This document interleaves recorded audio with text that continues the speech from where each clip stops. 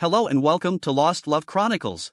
I probably would have left it alone and carried on with my life without her, but it was his smirk that did it. He forced my hand with that smirk, and whether she saw it or not, their total disrespect tore into my soul. It was obvious that Samantha, my wife of 6 years, wouldn't be my wife very much longer. Part of the problem in our marriage was I had been working too hard for the past 6 months. I was in line for a big promotion. With it would come a very large bump in salary. That meant Sam could quit her job and we could start our family. Another problem was Samantha is a beautiful woman, one of those drop-dead babes that never learned to be a bitch when men flirt with her. She didn't exactly flirt back, but she has a wonderful smile that sends the wrong message. Since Sam bears a close resemblance to Scarlett Johansson, the same beautiful face and great body, only taller, men naturally gravitate to her. I had my suspicions for a while. She was working too many late nights and there was more travel out of town. But the smirk on his face at their company holiday party, that was the smoking gun. I almost had to force Sam to invite me to this party, and now I knew why. Respect is a big thing in my family. My name is John Simon Selly, by the way. If you'll indulge me for a few minutes, I'll give you just one example. Back in high school, I was the all-star shortstop for the varsity squad. It was early in the season, and we were facing the team that had the best chance at keeping us from a conference championship. The opposing pitcher threw a fastball right at my head. The ball missed my face, but hit me in the helmet. I got up and started jogging to first. I looked over at the pitcher, and he gives me a smirk, then quietly mouths, "Pussy."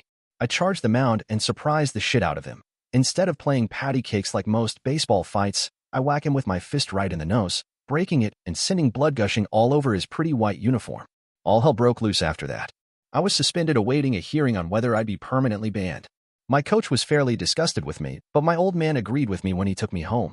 "I saw what that asshole did and said to you. You can't let these clowns disrespect. It all goes downhill after they know they have your balls." The coach's disapproval bothered me, though. He'd been my coach for the last 3 years, and I wanted his respect. When I showed up in his office the next day, he gave me a lecture I never forgot, until now. What do you care what some lowlife says to you? You know where I grew up, down at State and 75th, where some gangbanger was always trying to get me riled up. I was lucky, neither my mother or father would tolerate any fighting.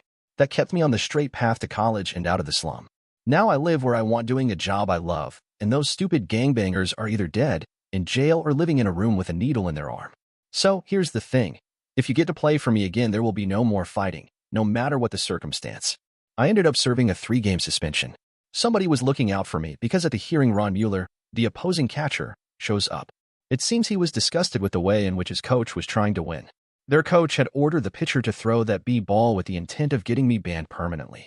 Ron didn't want to win the title that way and saved my ass.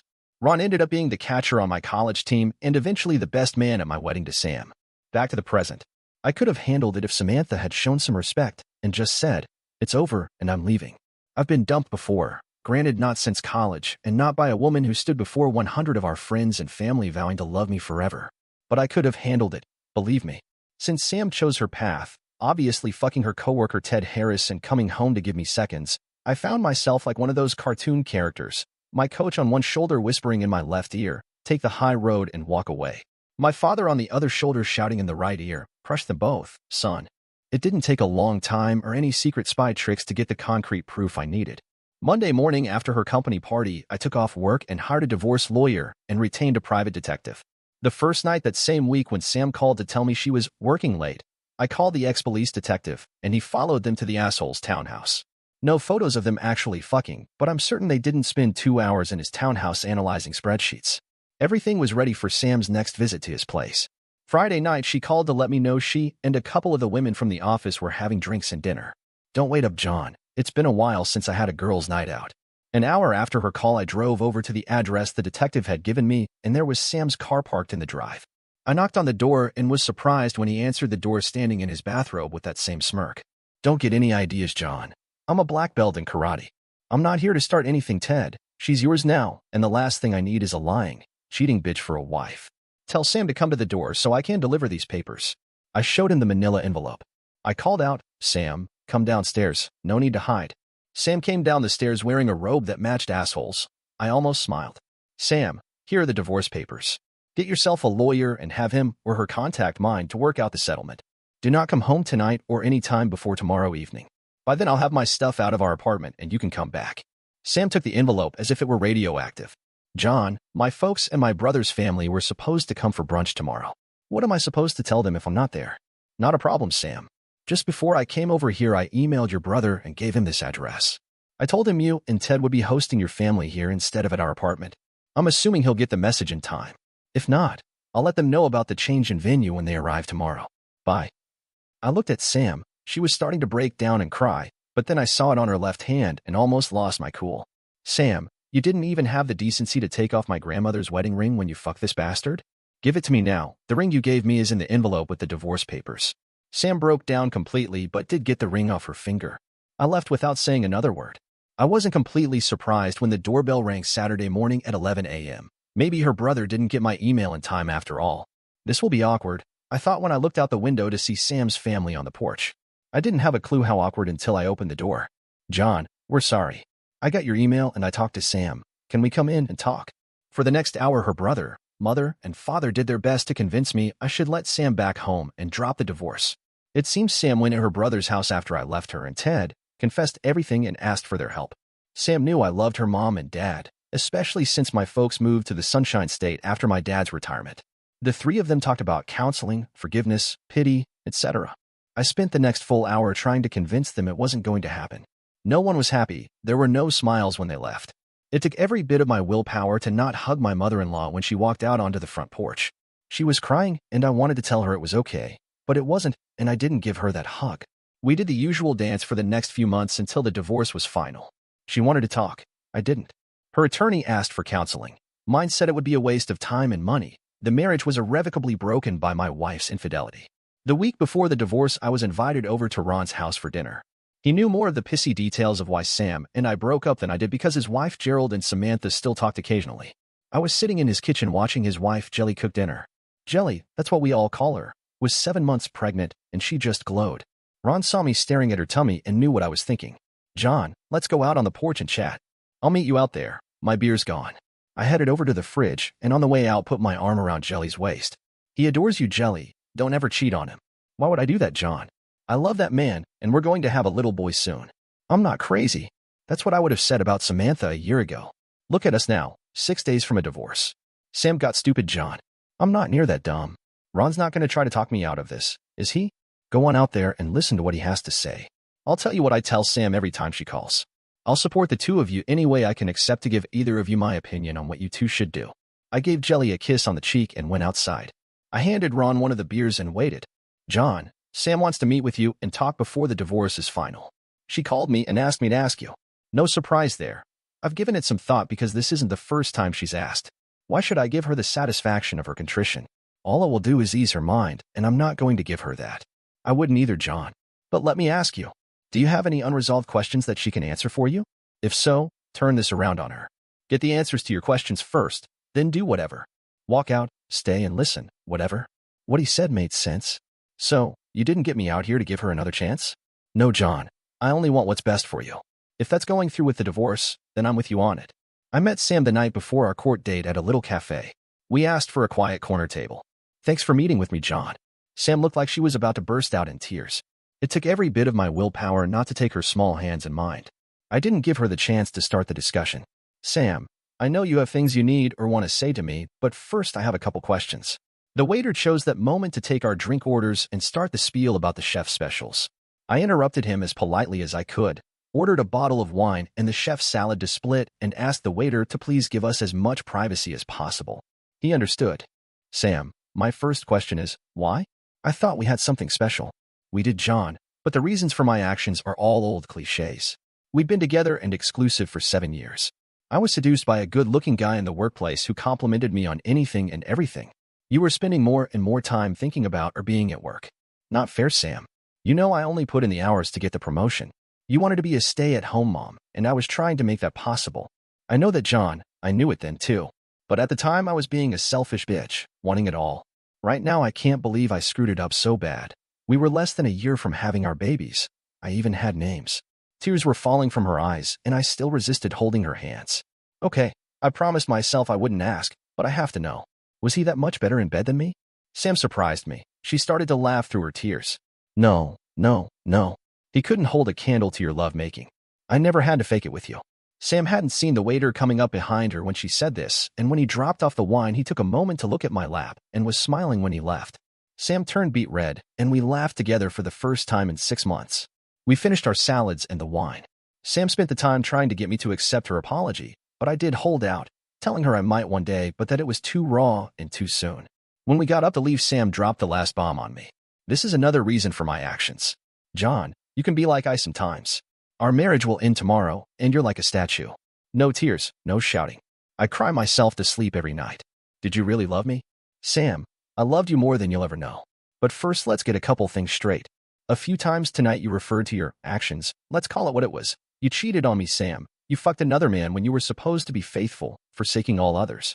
Second, whether I go home tonight and get drunk or cry is my business. Chances are after our divorce tomorrow you and shithead will be a couple. He's already shown what he thinks of me by fucking my wife, ending my marriage and laughing at me the whole time.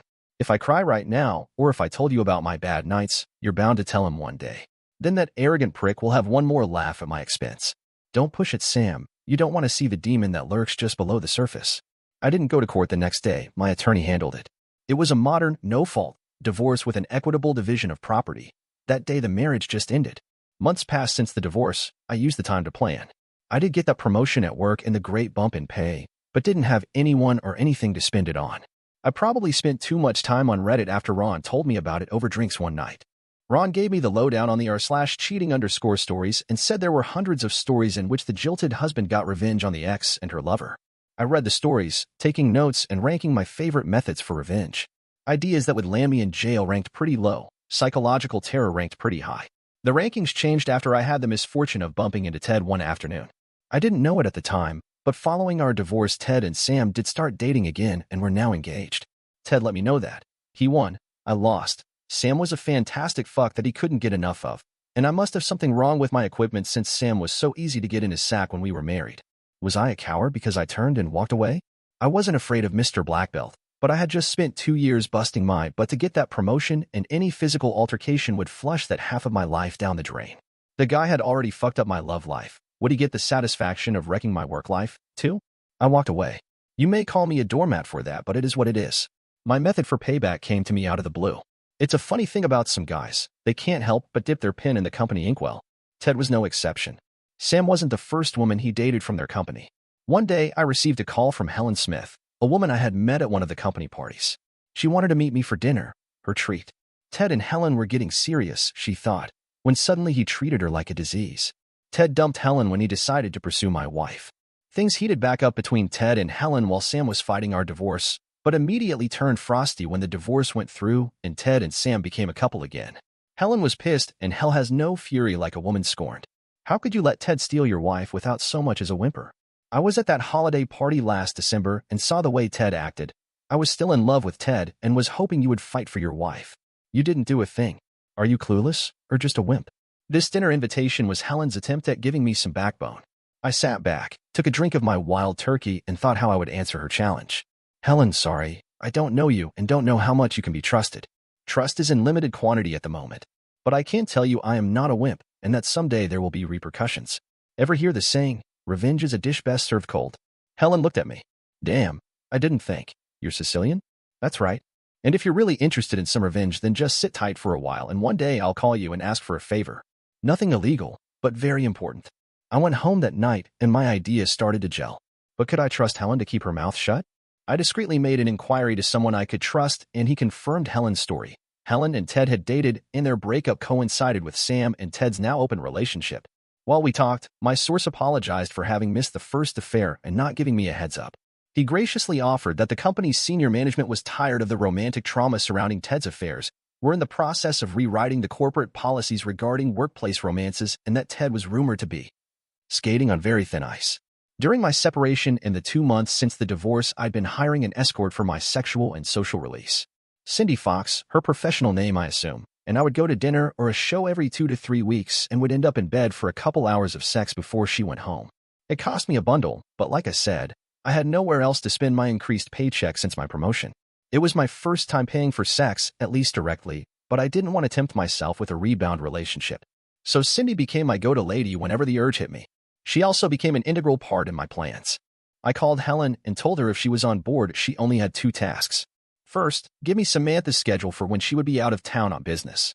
Second, at the right time, approach Ted and ask him to meet her in a public place to get closure. Helen called me the next day. Sam was scheduled to be out of town in 2 weeks for 3 days and nights. Helen contacted Ted and arranged to meet him the first night of Sam's trip at the downtown Hyatt Lounge, just for drinks and conversation. But I'm certain Ted was thinking he might end up with Helen one last time. Cindy was laughing when I explained the first part of my plan, but I really shocked her when I laid out part 2. Cindy, do any of the ladies that do what you do ever get a social disease? I'm not talking about any deadly stuff like AIDS. I'm talking about the curable things like the clap. Sure, it happens, but it's rare. Most of the girls insist on condoms. There are a couple I know that will bareback, but they try to be careful and they charge double for the privilege. There have been a couple of those girls that had to get the cure. Do me a favor, please? Let me know when one of the girls has something to contribute. I'll pay her for the bareback rate, and I'll pay you the same as a finder's fee. You're kidding, right? You want to give this guy something? Nothing deadly, just something to spoil his wedding night. Everything was set for part 1. Cindy told me the details later that night. She was sitting at the bar in the Hyatt Lounge sipping a Cosmo when Ted walked in and sat next to her, naturally. They exchanged smiles and Ted ordered a scotch. Cindy was wearing a typical business suit and looked very professional, not that kind of pro. Ted's cell phone rang almost immediately. Sure, Helen, I understand. Hope your mom gets better. Ted hung up and immediately turned to Cindy. Hello, I just got stood up because my date's mom is sick. Can I buy you another? Cindy gave Ted a big smile. Sure, I can handle 2, but don't try and get me drunk. I've been on the road for 2 weeks and haven't seen my husband during those 2 weeks. A girl starts to get randy. Cindy flashed the wedding band I bought in a pawn shop for this occasion. It was like waving a red cape at a bull. Ted took the bait. My name's Ted. It's a pleasure to meet you. And they drank and small-talked for a half hour. Cindy did have that third drink and did her best to act a little tipsy. Before she finished her third Cosmo, Ted was doing his best to seduce her. Little touches on her arm and leg, charming conversation with enough sexual innuendo to try to warm her up. Cindy told me it was hard not to laugh at all the work he was putting into this considering she was getting paid. She finally had enough of the seduction, finished the Cosmo, and invited him up to her room. Ted and Cindy fucked twice up in her room. Of course, Ted didn't know that the entire event was being photographed. Cindy kicked him out claiming a need to recover and get some sleep, but not before getting his cell number. Then she and I reviewed the photos on my laptop. I promised any shots where she could be identified would be erased before either the camera or memory card left the room. Even after erasing half the photos, we still had a few dozen showing Ted and his altogether fucking this stranger. It was another month before the wedding, and I was hoping we would get lucky before the month was out. Within 2 weeks, Cindy called me with the news. One of the girls is sick with gonorrhea. I only found out because she's asking me and another girl to cover while she takes the cure. Did you tell her about my request? Briefly, she's willing to have a conversation, but be aware she's a mercenary and will probably charge you another double because she figures you'll have a hard time getting a replacement. What about your rate? Does that change? No. I figure we have a deal and you always take good care of me. Which is true because I've always tipped her an extra C note. So, Cindy and I met with this young lady, no name she insists, and work out the details for part 2. This will cost me a few G's, but it is so worth it. Cindy calls Ted the next day. Hey Ted dear, it's in from the Hyatt, remember me? How could I forget? Are you in town? Yes, I wondered if you're up for the ride of your lifetime. Pretty full of yourself. We had a lot of fun that night. But what are you willing to do to make it the ride of my lifetime? I'm here at the Hyatt with a coworker. She's a wild one, and after what I told her, she thought you could handle us both this evening. Can you get away? Of course, Ted's self-image made him believe that 2 women would want to fuck him. I just need to make a quick phone call and I'll be in the lounge. Not the lounge. Just come up to room 449. We'll be here. Bring some Stoli, chilled. When Ted arrived at room 449, our mystery girl was there, but no Cindy. Where's, and he asked, and got a call from home. Her son is sick and she's back in her room walking her husband through the routine. She said it's his first time dealing with a sick kid. But you and I can get started. And they did. Cindy never showed up, but our mystery girl did her best to make Ted forget about the threesome. After he left at 10, she met us at a local coffee shop and collected the balance I owed her. I admit I felt kind of shitty doing this to a guy, but he's such an ass that by the time he left, I almost felt good about it. She picked up the envelope and walked out the door. Cindy looked at me and shrugged. Told you she's a mercenary. You paid me for the night. Want to go to your place and fuck? I did, and we did. I waited until the week after the wedding and finished my project. Both Sam and her company received envelopes in the mail with phony return addresses. Both envelopes contained a brief letter and a set of photos. Sam's letter read, Dear Mrs. Harris, sorry to be the bearer of bad news, but it seems your husband and my wife have been seeing each other when she was traveling to your town. The PI hired to get me the proof provided me with these photos. I only included those that show his face so you would have no doubt it's him. I wasn't going to inform you except I just received word from my doctor that she's infected me with a social disease. You may want to get tested. Signed, the soon-to-be ex-husband of your husband's whore. The letter to the CEO read, Dear Sir, just thought you should know what kind of man your company employs. According to my wife, he picked her up at a bar, got her drunk, and proceeded to give her a social disease. Don't know if this letter will get to you or whether you care, but I'd watch the scumbag. He seems to have no morals. Signed, One sorry husband. Things quickly fell into place. Sam's family had the marriage annulled. Ted got fired, and rumor has it they both were on meds. It helps to have a friend in the county health service department. I pretty much went about the business of getting on with my life. Sometimes I imagine follow-up scenarios. In one scenario, I beat the living crap out of Ted. In another, I pretend to get back with Sam, take her to a foreign country, then leave her stranded there without any cards, passport, etc. I might have done it too except for the vision of her mother and what it would do to her. I may have been that cruel to my ex-wife, but not to my former mother-in-law's daughter. But I quickly lost interest as my new job became more interesting and challenging. That is until the next Simon Selly family picnic. Uncle Vin, my father's older brother, was there. Uncle Vin is connected, if you get my drift. He called me over, and we had a quiet chat. Johnny, tell me about your divorce. What happened? I like that girl. I gave Uncle Vin the Reader's Digest version of our breakup. What did you do about it? Then I explained what I had done to seek revenge. That's wicked, but not exactly scorched earth. No, Uncle Vin. I did my best to put it behind me. Take the high road. I told him why. That's good, and those are great reasons. You know, that baseball coach really did you a good turn. Uncle Vin wasn't any more or less a bigot when it came to racial matters, but he always thought it was funny that a black man from the Chicago slums had as much influence on my life as my father. If you took after that hot-headed dad of yours, you wouldn't be the man you are today. Many of the times I had to settle my baby brother down or he would have wound up dead or in jail. You ever talk to Coach Price? Only a few times, and not since I was a junior in college. I kind of let it slip.